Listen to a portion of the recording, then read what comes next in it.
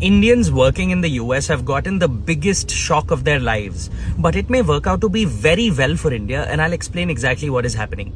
So yesterday, President Trump mentioned that any American company hiring foreign workers on H-1B visa will have to pay $100,000 every year to the US government in the form of a fee. Which means every Indian who will be hired by an American company, well, that company in the US will have to pay 88 lakh rupees, not one time, but every single year.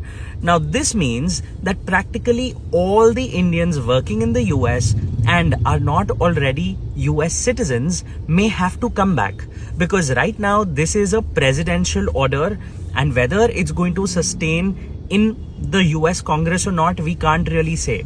But imagine it does. I'll tell you what will happen.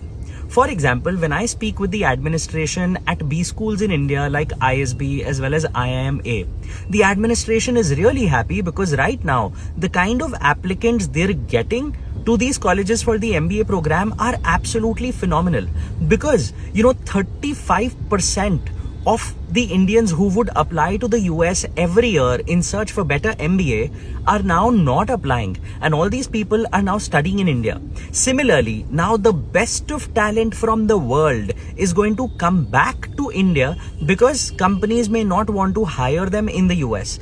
And over the next 5 to 7 years, I would predict that a lot of global companies would then begin to bring investments into India, start setting up companies into India, and quite like how China grew over the past 2 decades on the back of their fabulous talent, which built massive tech companies inside of China which are now going global. The same journey may actually happen for India over the next 1 decade, because 71% of the H-1B applicants are actually Indians and only 12% are Chinese, which is why, while it is really painful for people who have family members in the US working right now in the short term, in the long term, it may be a fabulous golden opportunity for our country, India. Share it with someone who may need it.